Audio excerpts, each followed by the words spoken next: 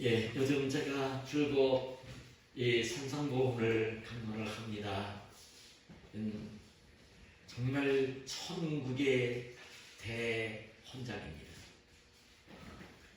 어떤 면 속에서 보면 우리나라에도요 다양한 법들이 있지만 그 모든 법들의 가장 근본이 되는 헌법처럼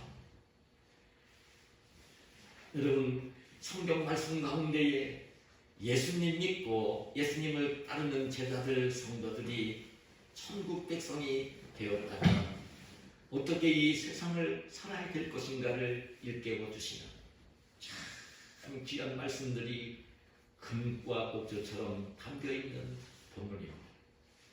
제가 그래서 이를 참 자세하게 강론을 지금 하고 있는 것입니다. 어쩌면 제가 책을 이제 설교한 것들이 많이 있습니다. 30년 동안 한 것이 다 가지고 있으니까요. 전체를 만들려면 너무나 돈이 많이 들 것이고요. 어쩌면 제가 요즘 강론하는 이 산상보험을 제일 먼저 그 책으로 만들어야 되지 않을까 그렇게 여겨보고 있는 중입니다. 정말 귀한 말씀들입니다. 제가 이 산상보험을 지금 강론을 하면서 이제 자세히 말씀을 계속 드리고 있지만 정말 천국 백성으로 이 땅을 살기 위해서는 가장 중요한 것은 여러분 기도하는 생활입니다. 기도하는 생활입니다. 그래서 예수님이 정말 기도하는 생활을 하셨잖아요. 그러니까 예수님이 기도하시는 모습을 보고 있다가 참 궁금했어요. 예수님 기도하시는 모습을 제자들이 보았어요. 자기들도 예수님처럼 기도를 좀 하고 싶었어요. 근데 그 당시에 예수님보다 6개월 먼저 와서 예수님의 길을 얘기했던 세례 요한이 제자들이 따를 때에 기도하는 것을 가르쳐 주었거든요. 그래 한 제자가 예수님께 그런 요구를 한 거예요. 주님, 예수님, 세례 요한이 제자들에게 기도를 좀 가르쳐 준 것처럼 우리에게 기도를 좀 가르쳐 주십시오. 그렇게 이제 부탁을 한 것입니다. 그때 예수님께서는 너희는 이렇게 기도하라 그러시면서 오늘 이 기도를 가르쳐 주신 것입니다. 굉장히 짧지만 아주 기도의 그 내용이, 기도의 형식이, 기도의 순서가 다 완벽하게 담겨있는 기도 가운데 모델이 주의 기도입니다. 제가 이 주의 기도를 강론을 하면서 자신하게 되죠. 기도는 우리 그리스도인의 생명입니다. 목숨입니다. 여러분 이제 여러분 그 이태원에서 헬로데이 전 잔여대 하면서 사람들이 죽어가는 것은 숨을 못 쉬기 때문에 죽어가는 거예요. 그런 걸 볼 때는 무엇을 느끼게 됩니다. 다 건강했던 사람들이에요. 젊은이 되었다고요. 근데 왜 그렇게 죽어가느냐면 숨을 못 쉬니까. 숨을 쉬는 게 생명이에요. 근데 우리 예수님이 그 따르는 제자들에게, 그리스도인들에게는 기도가 영혼의 호흡, 영혼의 숨입니다. 생명입니다. 기도. 이걸 모르기 때문에, 근데 제가 말씀드렸잖아요. 영적으로 죽으면요 기도가 안 됩니다. 영적으로 병이 들어도요 기도가 안 됩니다. 그 기도가 자기 신앙의 지금 정도를 재는 척도입니다. 누구도 알 수 없는 거예요. 신앙의 정도는요 아무도 알 수 없어요. 하나님만 알고 자신만이 알 수 있는 것입니다. 기도가 안 됩니다. 기도가 그렇게 소중한 것입니다. 주님께서 이 주의 기도를 가르치시면서 오늘 제가 지난 첫째 시간 기도하는 기본 자세를 이 말씀을 통해서 말씀을 드렸고요. 그리고 두 번째는 이제 정말 기도할 때에 중요한 것, 제일 중요한 내용 가운데 하나, 이름이 거룩히 여김을 받으시오며, 그 이름은 하나님의 이름이라고 그랬어요. 예수님이 기도를 가르치시면서 너희는 이렇게 기도하라 하시면서 하늘에 계신 우리 아버지요, 하늘에 계신 우리 아버지요 부르면서 기도를 하라고 가르쳤으니까 그 이름은 누구냐면 하나님의 이름입니다. 하나님의 이름이 거룩히 여김을 받으시오며 하나님의 이름이 거룩히 여김을 받으시옵소서. 기도를 해야 되는 것입니다. 첫 번째 기도 내용이 제목이었던 것입니다. 오늘 제가 두 번째로 강론을 하고자 하는 것은요, 나라가 임하시오며. 여러분, 이게 우리 성도들이 성경을 읽으면서 기도를 예수님이 가르치시는데 나라가 임하시오며 이 말씀만을 가지고 제가 일주일 동안 기도하면서 묵상하면서 준비한 말씀이 있습니다. 단모든 목사님들 설교한 거 카피해가지고 저는 설교를 그렇게 별로 하지 않은 사람이에요. 참 그걸 보람으로 여기고요. 늘 성경을 가까이 읽었고 묵상하며 살아왔으니까요. 그 너무나 기쁘게 생각합니다. 오늘 나라가 임하시오며 이 말씀을 제가 강론을 하려고 하는 것입니다. 그 나라는 어떤 나라냐면 역시 하나님의 나라입니다. 하나님의 나라가 임하게 하여 달라고 기도를 하라는 것이고, 그럼 하나님의 나라가 임하게 달라고 기도를 하면서 하나님의 나라가 임하도록 살아야 될 것을 이 말씀이 일깨우시는 기도의 내용입니다. 그런 내용입니다. 여러분, 하나님의 나라가 임해야 되는 거예요. 우리 예수님 믿는 사람들이 하나님의 나라가 다 자기에게 임해야 되는 거예요. 자기에게 임해야 되는 거예요. 그리고 다른 사람들에게도 이 사회 속에도 하나님의 나라가 임할 수 있도록 기도하면서 살아야 되는 것이에요. 이 말씀인 것입니다. 그리고 오늘 저는 이 말씀 묵상을 하면서 여러분, 도대체 주님께서 그 기도하러 가르치시면서 두 번째로 나라가 임하시오며 하나님의 나라가 임하시오며 하나님의 나라가 임하게 달라고 기도하라고 하시는 이 말씀 속에 이 나라, 하나님의 나라는 무엇을 의미하는 것일까? 그런데 하나님의 나라는 어떤 나라인가? 하나님의 나라가 어떤 나라이기 때문에 예수님이 너희들 기도할 때에 하나님의 나라가 임하게 해달라고 기도를 하라고 하셨을까? 이 하나님의 나라는요, 여러분, 제가 말씀을 드린다면 이 하나님의 나라는 이 죄가 사탄이 역사하면서 그 죄가 있는 이 악한 세상에서 그 죄 때문에 갖게 되어지는 탐욕을 가지고 세상을 살면서 탐욕을 가지고 있는 그 탐욕의 가치관으로 이 세상을 바라보고 있는 죄성을 가진 사람이 그 모습 그대로 탐욕을 가지고 그 세상의 가치를 생각하는 세속의 가치관을 가지고 세상을 바라보면서 하는 이 세상 나라, 그 세상 나라가 아닙니다. 이 하나님 나라는 세속의 가치관을 가지고 살면서 바라보는 세상 나라가 아닙니다. 세상 사람들은요, 탐욕을 가지고 이 땅을 삽니다. 그 세상의 모든 가치관을 가지고 이 땅을 삽니다. 이 세상을 70년, 80년, 기껏해야 100년 남짓 살다가 육신의 호흡이 멈추는 그날 끝나버리는, 모든 것이 끝나버리는 지옥으로 가야 되는 사람들, 이런 사람들이 가지고 있는 가치관을 가지고 세상을 보면서 세상을 살고 있는 그런 세상 나라 얘기가 아닙니다. 여러분, 예수님께서 그 마지막에 십자가를 지시기 전에 여러분 아시는 내용처럼 겟세마네 동산에서 마지막 기도를 마치시고 난 뒤에 정말 예수님을 십자가로 질타하는 대제사장 장로 소유한 무리들이 사람들을 보내서 예수님을 잡아가잖아요. 끌려가잖아요. 그리고 그 산에진 목정에서 예수님 죽이라고 사형 언도를 내리고요. 결의를 하고요. 자기들 능력으로는 자기들 그냥 죽으면 안 되기 때문에 그 로마 황제의 그 허락이 떨어져야 되기 때문에 로마 황제의 고난을 가지고 와 있는 빌라도 총독을 찾아가서 예수님을 죽여달라고 요구를 합니다. 그 예수님이 아직 누군지를 잘 알지 못하는 그 당시 수많은 유대인 무리들도 그들에게 권력을 가진 자들, 세상에 권력을 가진 자들 눈치를 보면서 눈치를 본 겁니다.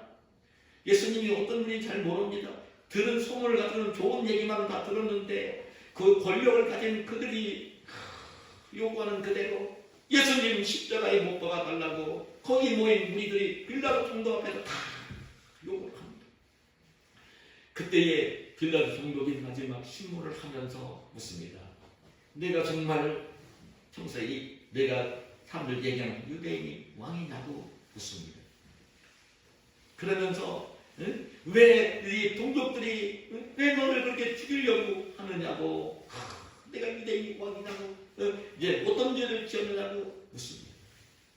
침묵을 하시던 예수님이 뭐라고 말씀을 하시냐면 마지막 재판을 받으면서 예수님이 하시는 말씀을 마태복음 18장 36절에 보면 이렇게 말씀해요. 내 나라는 이 세상에 속한 것이 아닙니다. 내 나라, 예수님의 나라, 하나님의 나라는 이 세상에 속한 것이 아니다. 여러분, 예수님 나라, 하나님 나라는요, 세상에 속한 것이 아닙니다. 세상의 가치관을 가지고 세상을 살고 있는 사람들이 가지고 있는 그런 세상 나라가 아닙니다.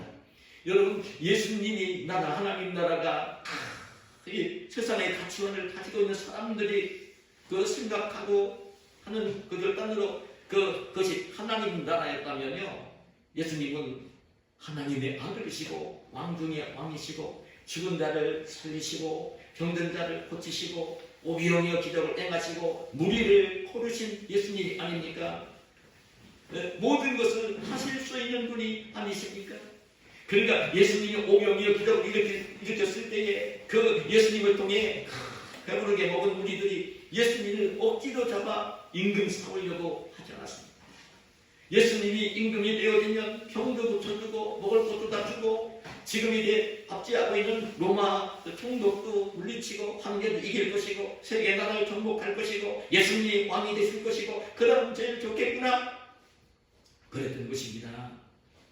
정말 예수님이 세상의 가치관을 가지고 세상 나라가 그 하나님 나라라면요, 그 당시 예수님은요 총독도 처분하고 대대장 장로를 예수님 박장로를 다 처분하고 로마 황제까지도 물리치고 세상 나라의 왕이 되셨을 것입니다. 그런데 예수님 나라, 하나님 나라는 세상 나라가 아닌 것입니다. 하나님 나라는 세상 나라가 아닙니다. 몇십 년 살다가 끝나는 그런 세상 나라가 아닙니다. 하나님 나라는 그런 나라가 아닌 것입니다. 그럼 하나님 나라는 어떤 나라일까? 하나님 나라는요, 오늘 제가 말씀을 묵상을 하면서 그랬어요. 나라, 하나님의 나라. 그 나라라고 얘기할 때 이 나라라는 말이 언어에 보면 어떤 의미를 가지고 있느냐면요, 왕의 주권, 왕의 통치 이런 의미를 갖고 있습니다. 하나님이 주인된 권세를 가지고 이렇게 다스리시는 그런 나라. 하나님이 완전히 주인 되어서 하나님이 주권을 가지고 하나님이 다스리시는 나라, 이것이 이런 의미입니다. 하나님의 나라. 그런데 이 하나님의 나라는 여러분, 우리 성도들에게 제가 종종 말씀을 드렸지만 두 가지 의미가 있습니다. 두 가지. 하나는 이 하나님의 나라는 어떤 나라냐면요, 정말 그 예수님을 믿고 있는 사람들에게만 임하는 나라. 하나 성령을 받은 자들에게만 임하는 나라입니다. 그 정말 성령을 받은 심령 속에만 임하는 나라입니다. 그 하나님 나라를 로마서 14장 17절에 보면 하나님의 나라는 먹는 것과 마시는 것이 아니요 오직 성령 안에 있는 의와 평강과 희락이라. 성령을 받은 자는 성령 안에 있을 때에 누리게 되어지는 의와 평강과 희락, 의로움이, 그리고 세상 무엇이 줄 수 없는 평강이, 세상 그 한 번에 수백억이 생기는 것이 줄 수 없는 그 기쁨이 주어지는 그 나라. 여러분 이 마음이 참 하나님 나라가 되어지면요, 의와 평강과 희락이 넘치는 것입니다. 내 심령이 어떤 마음인가가 중요해요. 이 심령은 그래 정말 예수님을 믿는 자에게만 임하는 나라입니다. 그래 지금 이 사람은 이 마음이 굉장히 중요한데요. 이 마음이 무엇이 지배하느냐에 따라서 그 사람이 달라지는 것입니다. 마음이 무엇을 지배하고 있느냐, 내 마음을 무엇이 지배하고 있느냐. 여러분 그 마가복음 5장 1절에 보면 그 고라사 지방에 그 귀신 들린 자가 나옵니다. 군대 귀신 들린 자가 나옵니다. 예수님이 사역을 하시다가 배를 타고 그 갈릴리 바다를 건너편 고라사 지방에 갔더니요, 무덤에서 거처하면서 귀신 들려서 그냥 괴성을 막 지르며 자기 몸을 자기가 스스로 막 해하고 있는 그런 귀신 들린 자가 뛰쳐나와서 예수님을 알아보면서, 귀신은 예수님을 금방 알아봤습니다. 영물이기 때문에 그렇습니다. 그 얘기를 할 때에 그때 예수님이 귀신 들린 그 사람을 보면서 불쌍히 여겨서, 근데 보니까요 어떤 사람이 그 무덤 사이에서 산 사람이 어디 있겠습니까? 귀신 들렸기 때문에 그런 것이죠. 그리고 자기 몸을 스스로 막 해하는 사람이 어디 있습니까? 귀신 들렸기 때문에 그런 것이죠. 그 가족들이 얼마나 민망했겠습니까? 못하게 약을 써도 안 되고, 나중에는 안 될 것 같으니까 쇠고랑으로 쇠살로 묶어놓고, 근데도 미친 사람은요 얼마나 힘이 센지 모릅니다. 쇠고랑 쇠살들과 끊어버리고 뛰쳐나와서 지금 빈들판에서 그 무덤 사이에서 있던 그 사람입니다. 그때 그 귀신 들린 사람을 향해 예수님이 나오라고 명령합니다. 귀신을 향해 명령합니다. 예수님 먼저 묻습니다. 내 이름이 뭐냐고 그러니까 군대라고 얘기합니다. 군대라는 말은 많은 군인들을 얘기하는 것입니다. 그런 귀신이 들렸다는 것입니다. 그 대답을 합니다. 나오라고 합니다. 그러니까 그때에 뭐라고 그 다음에 귀신 들린 사람을 원하냐면, 나를 그냥 불러내지 말고 그 옆에 돼지떼가 2,000마리 되는 돼지떼가 있으니까 저 돼지떼에게 나를 들여보내달라고 주문을 합니다. 예수님이 허락을 합니다. 그래 2,000마리 되는 돼지떼가 바다 밑으로 달려내려가 몰살을 당하는 것입니다. 그러면서 귀신 들린 사람이 온전해진 것입니다. 그럼 귀신 들렸다는 귀신이 마음을 지배합니다. 귀신이 마음을 지배하니까, 귀신이 자기 자신을 통제를 못하고 귀신이 자기를 지배를 하니까 그런 행동을 했던 것입니다. 집을 뛰쳐나오는 것입니다. 괴성을 지르는 것입니다. 그냥 그 쇠고랑으로라도 그냥 깨뜨리며 나오는 것입니다. 자기 몸을 스스로 막 해야 하는 것입니다. 귀신 들리며. 그 정말 우리가 알아야 될 내용은요, 참 알아야 됩니다. 우리 하나님의 백성들의 마음은요, 세상의 육신의 정욕, 안목의 정욕, 이생의 자랑, 탐욕이 자기 마음을 지배를 하면 안 됩니다. 귀신이 그 사람의 마음을 지배했을 때 지옥 같은 사람이 된 거예요. 귀신 같은 사람이 된 거라고요. 여러분, 탐욕이, 물질이, 여러분 권세가, 명예가 내 마음을 지배하면요, 그는 하나님 나라가 아닙니다. 지옥 같은 마음이 되어지는 것입니다. 조심해야 되는 것입니다. 그 다음에 또 하나님 나라는 하나님의 성령이 임해가지고 정말 내 마음을 이렇게 지배를 하고 있는 나라, 그래 의와 평강과 희락이 넘치는 내 마음이 되어질 때, 그런 사람이 모여있는 가정이 하나님 나라가 되어지는 것이고, 그런 사람이 모여있는 교회가 천국이 되어지는 것이고, 그런 사람이 모여있는 사회가 천국이 하나님 나라가 되어지는 거예요.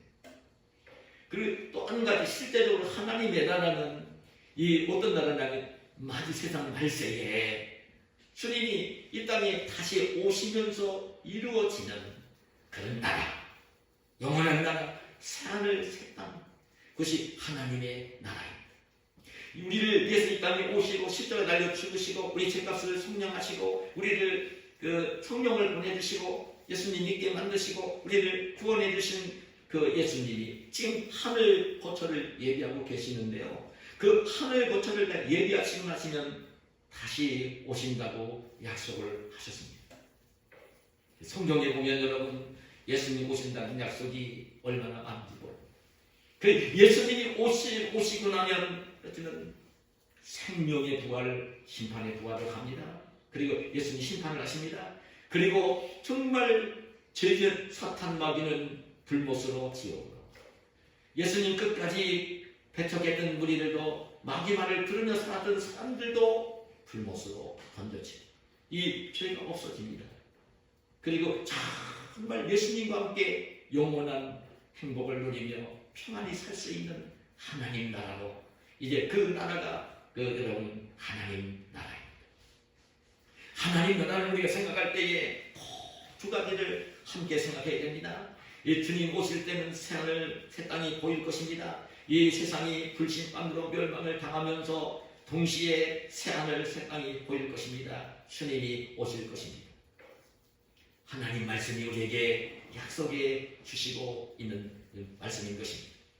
이 하나님 나라는 여러분 그 죽음도 없는 것이고 눈물도 없는 것이고 고통도 없는 것이고 애통하는 것도 없는 것이고 그 정말 평안함과 의로움과 평강과 희락이 영원히 넘치는 동산인 것입니다. 실제적으로 저는 그렇게 여겨봅니다. 우리 예수님 믿는 사람들이 지금 이제 먼저 죽음을 당하게 되어지면 하나님 영혼을 불러가시는데 그 장소는 천국과 비슷할 것입니다. 저는 낙원으로 봅니다. 여러분 예수님이 오른편 강도에게 내가 오늘 나와 함께 낙원에 있으리라 하시는 그 말씀 보면요 낙원일 것입니다. 천국과 비슷할 것입니다. 근데 이 재림으로 완성되는 그 하나님의 나라는 참 죽었던 사람들도 부활을 하고 그 예수님 믿고 있는 사람들이 평안을 받아서 주님과 함께 영생 복락을 누리게 되어지는 아름다운 나라. 이게 여러분 하나님 나라인 것입니다. 근데 이 하나님 나라는 어떤 사람에게 임하느냐면요 하셔야 됩니다. 하나님의 나라는 전적으로 자기 죄를 깨닫고 회개하고 예수님을 믿을 때에 성령이 임하게 되어질 때에 이루어지는 나라입니다. 하나님의 나라는 자기 죄를 깨닫고 회개할 때에 정말 예수님을 믿을 때에 성령을 받을 때에 심령 속에 이루어지는 나라예요. 그 여러분 예수님이 천국 복음을 전하시면서 제일 첫 번째 하신 말씀이 뭐라고 했습니까? 기억이 나시나요? 마태복음 4장 17절에 보면 회개하라 천국이 가까이 왔느니라. 천국 얘기를 해요. 하나님 나라를 얘기하신 것입니다. 천국 복음 전하신 것입니다. 하나님 나라 천국을 얘기하시면서 제일 먼저 조건을 얘기한 게 뭐냐면 회개하라. 여러분 자기가 죄인 것을 깨닫지 못하고 자기가 의로운 사람인 것으로 알고 있고 그래서 이제 그 예수님도 필요 없다는 생각을 하고 있고 세상의 재미와 즐거움이 전부인 줄 알고 살고 있고 그만한 마음을 가지고 있고 예수님을 믿지 않는 영혼들에게는 절대로 임할 수 없는 나라. 그 나라가 하나님의 나라인 것입니다. 철저하게 자기 죄를 깨달은 사람에게는 임하는 나라입니다. 그리고 또 한 가지는요. 어떤 심령 속에 하나님 나라가 임할 수 있느냐면요. 하셔야 되는데 가난한 심령을 가질 때에 임한다. 가난한 심령을 가질 때에 임한다. 하나님 나라 천국은요. 제가 강론을 했지만 팔복을 말씀하시면서 제일 먼저 스님이 하신 복이 어떤 복입니까? 마태복음 5장 3절에 보면 심령이 가난한 자는 복이 있나니 천국이 그들의 것이며. 천국 하나님 나라가 누구의 것이라고요? 심령이 가난한 자. 심령이 가난한 자입니다. 그 심령이 가난하다는 말은 제가 이 구절만 가지고요 한 시간 동안 강론을 했어요. 그 심령이 가난하다는 말은요, 철저하게 자기 자신이 전적으로 가난한 사람. 물질적으로 가난하다는 말은 아닙니다. 물질적으로 가난한 것이 심령이 가난하게 할 수 있는 하나의 동기는 될 수 있지만 물질적으로 가난한 것은 아닙니다. 근데 물질적으로 큰 부자라 하더라도 심령이 가난한 사람들이 많이 있습니다. 심령이 가난한 자에게 하나님의 나라 천국은 임하는 것입니다. 그 무슨 얘기냐면요, 비운 심령, 자기의 탐욕을 다 비운 심령, 물질을, 명예, 권세, 육신의 정욕, 안목의 정욕, 이생의 자랑. 그럼 세상 사람들이 좋아하는 가치관을 가지고 뭔가 내가 좋아하고 즐기고 있는 게임이나 놀이나 어떤 오락이나 이런 것들로 뭔가를 즐기면서 이렇게 보내려고 하는 그런 마음이 아니라 비운 심령, 가난한 심령, 굉장히 가난한 의미예요. 이 가난한 말이 그 원문에 보면요, 굉장히 절대적으로 가난한 것을 의미합니다. 그 심령, 비운 심령. 실제적으로는 풍요로운 게 굉장히 많을 수 있습니다. 높은 권력을 가질 수 있습니다. 명예를 가질 수 있습니다. 여러분, 남들보다 더 부자일 수 있습니다. 그런데도 이 가난한 심령을 갖는 자에게만 하나님의 나라는 임하는 것입니다. 근데 그런 것들로 채워져 있으면요, 하나님 나라가 임하지 않습니다.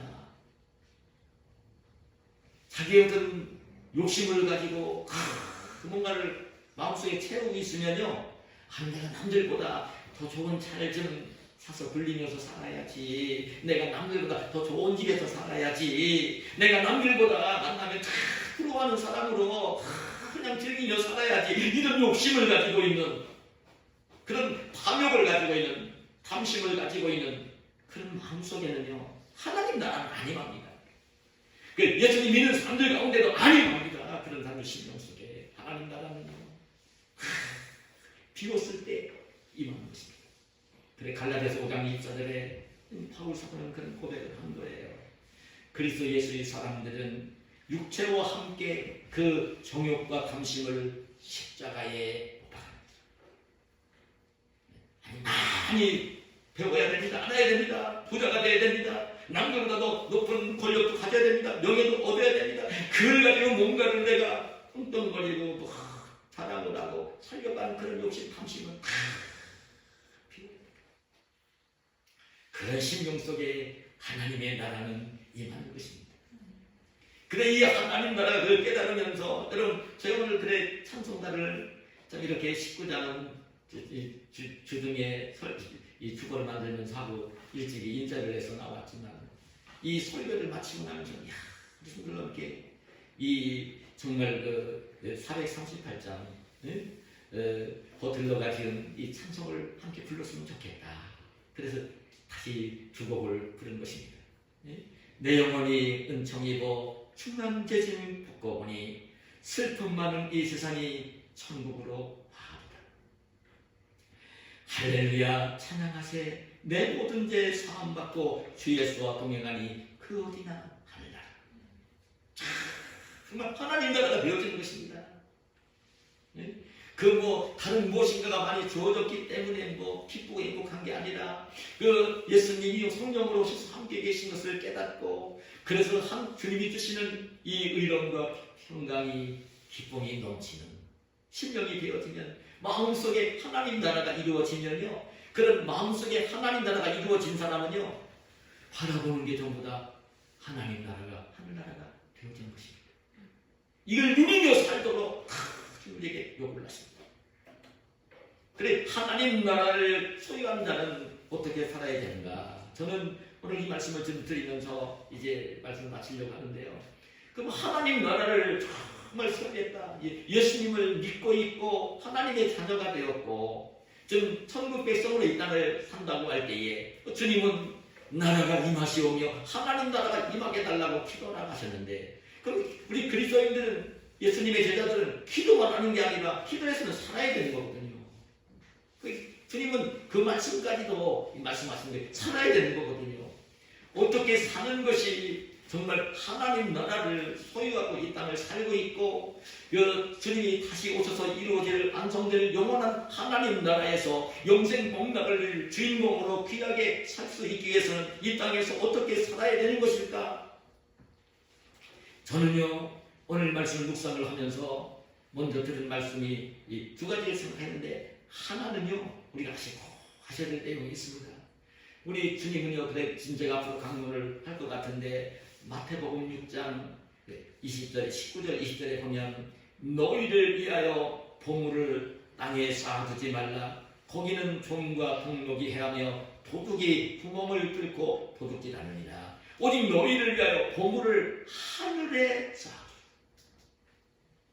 오늘 예수님의 제자가 하나님 나라를 심령에 소유한 그 성도가 이 땅을 이제 그 하나님 나라를 소유한 백성으로 성도로 이 땅을 산다고 할 때에 굉장히 중요한 게 뭐냐면, 보물을 땅에 쌓아두지 말고 보물을 하늘에 쌓아두라는 것입니다.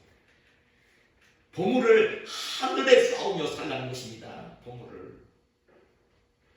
근데 왜 그러냐면요, 여러분 아셔야 됩니다. 우리가 구원받은 성도들이 영원한 나라에서, 하나님 천국에서 영생 복락을 누릴 것인데요, 그래 이제 예수님 믿는 사람들만 가는 곳입니다. 죄를 다 용서받는 사람들만 가는 곳입니다. 하나님 나라는 예수 믿는 사람은 절대 못 가는 나라입니다. 그래 하나님 나라는 마귀가 쫓겨나서 없는 나라입니다. 지금 천상에서 마귀가 쫓겨내려와서 세상에서 활동을 하고 있어 세상이 어려운 것입니다. 제가 다음 주에 설교를 할 것 같은데, 정말 하나님 나라는 여러분 마귀가 없는 나라입니다. 역사하지 못하는 나라입니다. 그리고 그 죄가 없는 나라입니다. 죄가 없는 나라입니다. 그 하나님 나라는요, 그런 불의나 이런 것이 없는 나라입니다. 그 눈물도 없고 죽음도 없고 고통도 없고 아픈 것도 없고 외로운 것도 없는 그런 나라입니다. 근데 그 하나님 나라에서 우리 예수 믿는 사람들은 죄를 용서받기 때문에 갈 수는 있지만, 하나님 나라 갈 때에 정말 하나님 나라 못 갈 거냐 갈 거냐는 심판은 없어요. 우리 예수 믿는 사람들에게는. 그러나 하늘나라에 가서 이제 어떻게 영생 복락을 누릴 때 어떤 상을 받을 것이냐, 어떤 상급을 받을 것이냐, 이 상급에 대한 심판은 있습니다. 잊지 마시기를 바랍니다. 송 목사가 그냥 그때 그 설교를 했는데, 많이 설교했던 내용일 것입니다. 오늘 제가 상담보험 방문을 또 말씀드린 것입니다. 상급 심판은 있습니다. 그래서 정말 구원을 받고 천국은 가지만 부끄러운 구원을 받을 사람이 있습니다. 상 받지 못할 사람이 있습니다. 근데 상을 많이 받을 사람이 있습니다. 어떤 사람이 상을 많이 받느냐면, 하늘에 보물을 쌓으며 산 사람. 하늘에 보물을 쌓으며 산 사람입니다. 하늘의 보물을 쌓는 게 뭘까요, 여러분? 우리 하나님 정말 예수님이셨어요. 예수님이 직접 그런 말씀을 하신 것입니다. 사람이 무엇으로 심든지 그대로 거두리라. 여러분 믿는 사람에게도 다 적용이 되는 것입니다. 세상에서도 적용이 되는 것입니다. 하나님 나라에서도 100% 적용되는 말씀입니다. 심는 대로 거두겠습니다. 그리고 주님께서 이 사도 요한을 통해서 이 계시록을 기록하게 만들면서 결론을 내려가면서 여러분 하신 말씀을 보면요, 어떤 말씀을 했느냐면, 그런 말씀을 한 것을 봅니다. 정말 어떤 말씀을 했냐면, 행한 대로 갚아주리라. 행한 대로 갚아주리라. 이 땅에서 어떻게 살았는지를 보고 갚아주겠다고. 근데 저는 이 말씀을 묵상하면서 참 위로가 되는 건 있습니다. 주님께서 마태복음 10장 42절에 보면 이런 말씀을 하세요. 또 누구든지 제자의 이름으로 이 작은 자 중 하나에게 냉수 한 그릇이라도 주는 자는 내가 진실로 너희에게 이르노니 그 사람이 결탄코 상을 잃지 아니하리라. 냉수 한 그릇도 참 목말라는 사람이 있을 때에 냉수 안 그릇 주는 것도 상을 잃지 않을 것이라 했습니다. 근데 냉수 안 그릇 줘도 상을 잃지 않는데 그 앞에 조건을 뭐라고 붙였냐면 누구든지라고 하면서도 제자의 이름으로. 제자의 이름으로. 원문에 제가 보니까요, 실제적으로 예수님을 믿고 따르는 제자의 이름으로라는 뜻입니다. 정말 예수님 믿고 따르는 성도들, 예수님 믿는 사람으로서, 예수님 믿는 제자로서, 성도로서 자기 이름으로 대접하는 게 아닙니다. 자기 이름으로 하는 게 아니라 예수님의 제자된 이름으로. 자기가 자기 이름을 드러내고 자기가 대접받으려고 칭찬 드리려고 자기 명예를 얻으려고 자기 이름으로 하라는 게 아니라 예수님 믿고 따르는 제자의 이름으로 자기가 맹수 안 그릇 주는 것이 자기가 주는 것이 아니라 예수님이 높임을 받도록 맹수 한 것을 주는 자. 그런 자가 상을 잃지 않는다는 것입니다. 근데 많은 상을 받으려고 하면요, 그럼 어떻게 살면 되겠습니까? 제가 제 나이를 먹으면서 좀 주님 앞에 갈 날이 좀 더 가까이 오기 때문에 절절히 느끼는 게 있는데 정말 부족하지만 예수님을 본받아 생활한 것입니다. 너무 포괄적이지요. 예수님을 본받아 생활하는 것입니다. 예수님이 육신을 입고 이 땅에 오셔서 공생애를 사신 모습을 본을 받아서 흉내를 내면서 사는 것입니다. 그것이 하늘의 보물을 쌓는 일입니다. 예수님이 이 땅에 오셔서 어떤 일을 하셨습니까? 천국 복음 전하셨습니다. 예수님이 이 땅에 오셔서 어떤 일을 하셨습니까? 병든 자와 약한 자를 고치셨습니다. 예수님이 따라오는 제자들에게 먹을 것도 주기도 했지만, 제자들이 예수님 대접도 했지만, 마지막 십자가를 앞에 놓고 제자들과 마지막 식사를 나눌 때에 제자들의 발을 친히 씻겨 주셨습니다. 예수님의 생애는요, 철저하게 하나님의 아들이면서도 자기가 무엇인가를 존경을 받고 명예를 얻고 권세를 누리고 대접을 받으려고 하며 산 것이 아니라 섬기면서 사신 모습을 보여줍니다. 예수님의 말씀, 예수님의 행동, 예수님의 모든 일들은 다 섬기면서 사신 것입니다. 누구를 만나든지 다 섬기면서 사신 것입니다. 제자들 만나면 제자들도 섬기시고, 병든 자 만나시면 병든 자 고치며 섬기시고, 귀신 들린 자에게 귀신 내쫓아주며 섬기시고, 따라온 군중들이 배고파할 때는 기적을 일으키면서라도 먹을 것을 먹여주며 섬기시고, 하나님 말씀이 더 중요하기 때문에 회당에 갈 때마다 하나님 말씀 가르쳐 섬기시고, 누구를 만나든지 천국 복음 전하시고, 섬기면서 예수님의 생애를 사신 것입니다. 하늘의 보물을 많이 쌓기를 원하시면 예수님이 사신 것처럼 섬기면서 사시기를 축복합니다. 자기를 위해서 뭔가를 내가 명예를 얻고 내가 더 풍요를 누리고 내가 풍요롭게 살려간 이런 마음은 그리스도인들은 가지면 안 됩니다. 주머니 속에 지금 돈이 있어도요, 나만을 위해서 어떻게 쓰겠다는 마음을 가지면 안 됩니다. 그 돈을 가지고 예수님의 이름이 높아질 수 있도록 하는 일을, 하나님 나라가 확장될 수 있도록 일을 하면서 그 돈을 쓸 줄 알아야 되고요. 나에게 머릿속에 담겨진 지식이 있으면 그 지식도 하나님 나라를 위해서 귀하게 쓸 수 있어야 되고, 우리 그리스도인은 그렇게 이 땅을 사는 것입니다. 그래서 저는요, 진짜 제가 존경하는 이 시대의 학자가 있습니다. 김영석 교수입니다. 연세가 102살입니다.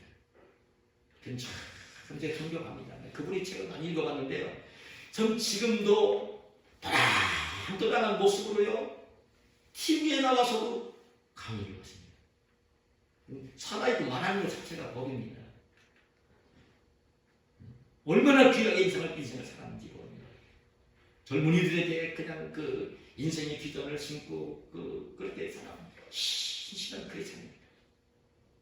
그래 여러분, 제가 이제 은퇴를 하더라도 목사를 살아왔으니까 그 복음 전하면서 그리고 그렇게 살아왔기 때문에 제가 그런 마음을 갖는 거예요. 여러분 사실 전서는 이 큰 교회를 이루지 못했지만 몸도 변하지만 큰 귀하게 인생을 살고 있는 것으로 늘 마음속에 가득합니다. 주님 앞에 갈 날이 와도 하나도 걸리는 게 없어요.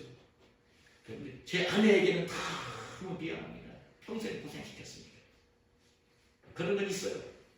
그러나 하나님 앞에 갈 거니까 그 걸리는 게 없어요. 오늘 불러도 별로 없거든요. 그러나 가는 마음이 어떤 마음이냐면 여러분들의 이 복음 전하는 그 신실한 믿음을 가진 그 장로님들이나 신학 공부하는 사람들도요.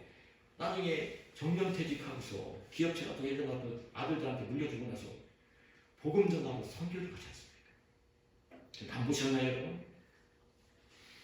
그 어떤 것이 귀한지를 알기 때문에 무엇이 귀한지를 아는 거예요. 그분들은요. 하나님 나라를 가야 되는데 세상 자기가 돈 많이 벌고 명예를 누리고 살았을지 모르지만 하나님 나라를 위해서 하는 것이 얼마나 귀한지를 알기 때문에 그런 짐들 자기가 세상에 살 일을 지금 하고 나면 돈 많이 벌고 부자가 되어 지금 뭐 명예를 누린 거 그거 벗어놓고 난 때에는 그냥 복음을 가지고 선교를 하는 못 나갔으면서도요 국내에서도요 어디를 가는 줄은 전도도 들리냐 전도하는 지금 제가 월고사에 가 있으니까 지금 그분을 뵙지 못하지만 인천제일장로교회 장로님 한 분이요 시간을 두고요 전도지를 돌리며 생각하십니다. 그때 이 지역에 오면 우리 교회를 왔다 가십니다. 참 배우는 게 많이 있습니다. 여러분 예수님을 본받아 사는 것입니다. 숨이 멈추는 그날까지 하나님이 기뻐하시는 일이 무엇인가를 늘 그런 생각을 품고 살아야 되고 또 그런 마음을 가지고 사람들을 섬기며 살아야 되고 복음을 전하며 살아야 되고 그것이 우리 그리스도인들의 천국 백성이 할 일인 것입니다. 그럼 또 한 가지는요. 그렇게 살려고 하는데 꼭 알아야 되는 것은 섬기며 산다고 하는 것은요. 희생해야 되는 것입니다. 예? 아셔야 됩니다. 예, 희생이 없는 사랑과 섬김은 없는 거예요.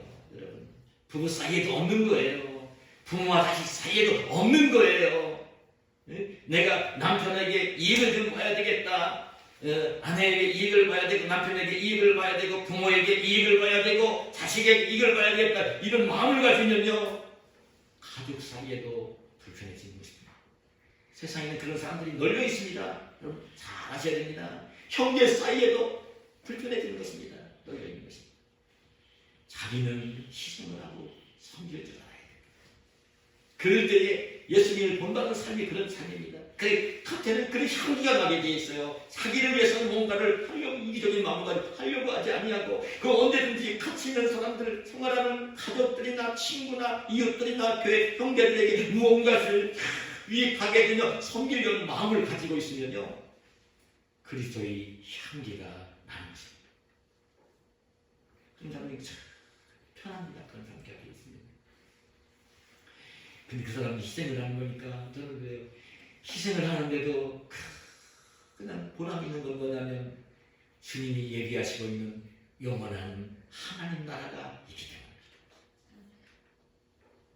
하나님 나라가 없으면요 희생을 할 필요가 없습니다. 세상 사람들처럼 내가 잘 되면 됩니다. 남편보다 내가 더 잘 누리면 됩니다.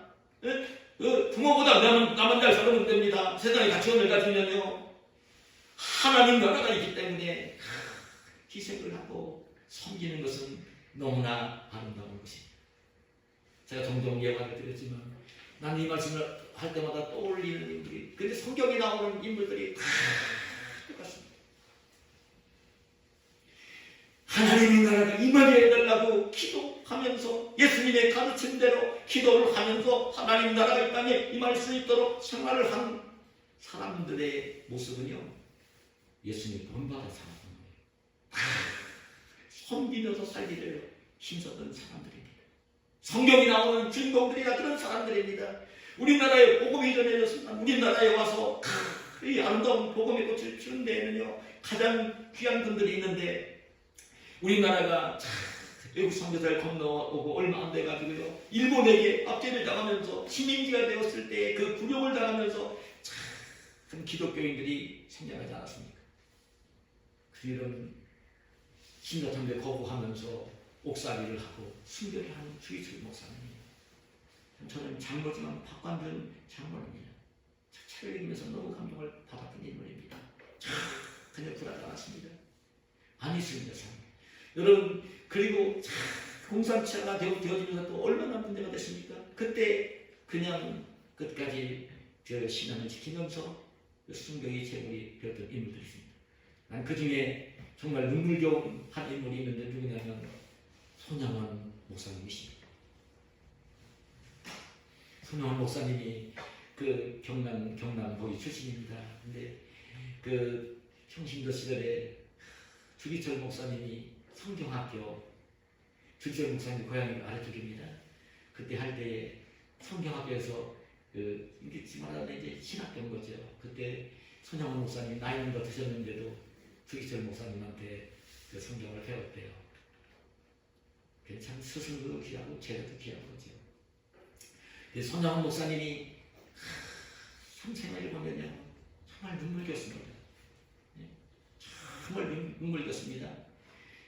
그래 목사들 많고 막 그랬는데도 그때 외동제 때 신자참배를 강요할 때에 일본 놈들이 그냥 그 자기가 대동아전쟁 일으켜가지고 이 전체를 하려고 할 때에 자기들이 섬기는 신이 도와줘야 될 것 같으니까 그게 신사거든요.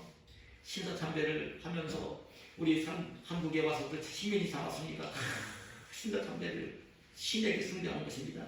강요를 했습니다. 많은 목사들도요 다 동조했습니다. 근데 끝까지 반대하면서 옥살이를 한 분들이 있습니다. 그 중에 대표적인 인물이 주기철 목사님이십니다. 그리고 손양원 목사님입니다. 손양원 목사님이 5년 동안 옥살이를 했습니다. 여러분, 다른 거 아니라 하나님만 섬기라고 하는 그 말씀을 지키려고 아무것도 아닌 것 같잖아요. 그 보면. 근데 하나님만을 섬기라고 하시는 그 말씀을 단순하게 그만이 뭐가 어렵습니까? 그 말씀을 지키기 위해서 거부하면서 5년 동안 옥살이를 하는 거예요. 그냥 다른 목사를 많이 편들 많이 했는데도 말씀 지키는 옥살이를 하는 것입니다. 옥살이를 하면서 그 손양원 목사님 마음이 어떻겠습니까? 여러분 그 6.25 전쟁이 일어나가지고 일어나기 직전입니다. 그때 요순말년 사건 때 두 아들 동인이 동시에 잃었습니다. 공산주의자의 손에 두 아들을 다 잃었습니다. 아들 둘인데 아들 둘을 다 잃었습니다. 그때에 손양원 목사님 마음이 어떻겠습니까? 그 선교사님 목회하는 교회가 어떤 교회인지 아십니까? 저는 우리 교우들도 꼭 가보고 싶은 곳이 그곳입니다. 요즘에 있는 애영원 교회입니다. 남한자들이 모여서 힘을 꽂히면서 힘겹게 싸우면서 이루어진 교회. 거기에서 남한자들을 고름을 피고름을 닦아주면서 그렇게 이제 섬겼던 목사님이십니다. 자기도 고달플지 모르지만 그냥 나병에 걸려 그냥 소망 없이 고통을 당하고 있는 성도들, 이런 형제들, 성도들 보면서 여러분 이 손양원 목사님 마음이 어떻겠어요?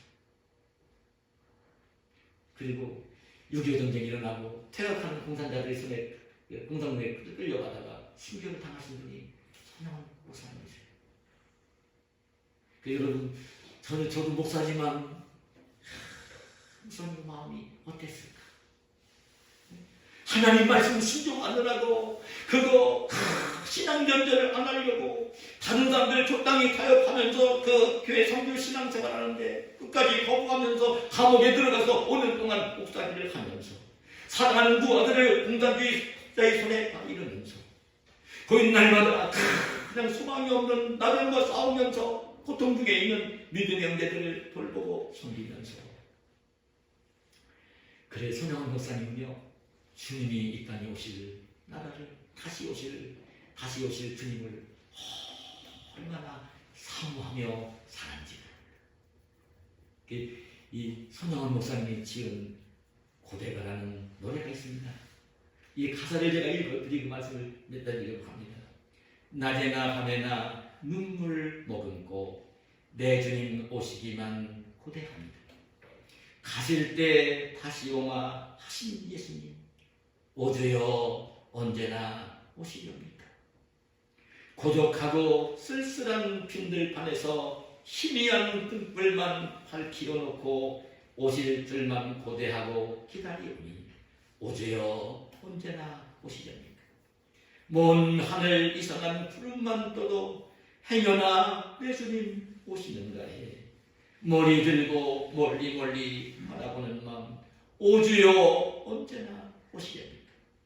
내 주님 자비한 손을 붙잡고 면류관 벗어들고 찬송 부르면 주님 계신 그곳에 가고 싶어요. 오주여 언제나 오시렵니까? 신부되는 교회가 흰옷을 입고 기름 준비 다 해놓고 기다리오니 도적같이 오심하고 하신 예수님 오주여 언제나 오시렵니까?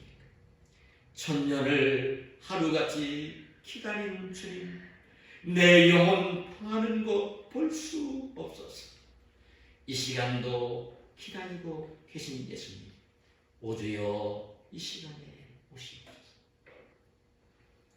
여러분 오늘 우리 주의 백성들은 정말 하나님의 나라가 임하게 해달라고 기도하면서 살아야 되고 기도하는 하나님 나라가 참 우리 내 심령 속에도 이루어지고 나의 가정 속에도 이루어지고 내가 사는 교회에도 이루어지고 내가 살고 있는 삶의 현장 직장과 사회도 이루어지는 소망을 가지고 기도하는 저와 여러분이 되어야 되고 그런 마음만 가지고 그 기도만 하는 게 아니라 하나님 나라가 이루어질 수 있도록 이 세상을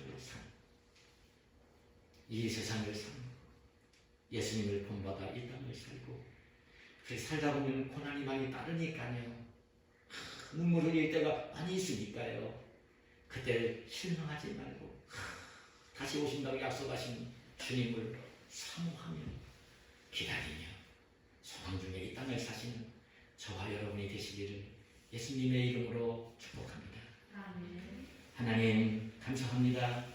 오늘 우리를 너무나 사랑하셔서 우리에게 기도를 가르쳐 주시고 기도를 가르치시면서 하늘에 계신 우리 아버지여 이러니 거룩히 여김을 받으시오니 나라가 나오시며 하나님의 나라가 임하게 해달라고 기도하라고 하신 주님 저희들이 이 땅에 사는 날 동안 영혼의 호흡인 기도의 사람이 되게 하시고 하나님의 나라가 임하게 해달라고 기도하며 사는 저희들이 되어지게 하시고 이 기도하는 모습 그대로 나에게 하나님의 나라가 이루어지고 나의 가정 속에 하나님의 나라가 이루어지고 내가 몸담고 있는 교회가 하나님 나라가 이루어지고 내가 생활하는 삶의 현장이 하나님 나라가 이루어질 수 있도록 섬기면서 사는 우리가 될 수 있도록 허락해 주시옵소서. 섬기는 삶은 희생이고 눈물이고 고통이 따를지 모르지만 그에 실망하지 말고 섬기면서 생활하게 하시되 다시 오실 주님을 소망 중에 기다리는 주님이 오셔서 이루어질 영원한 하나님 나라를 그리워하며 기다릴 줄 아는 복된 저희들이 되게 하여 주시옵소서. 예수님의 이름으로 기도하옵나이다. 아멘.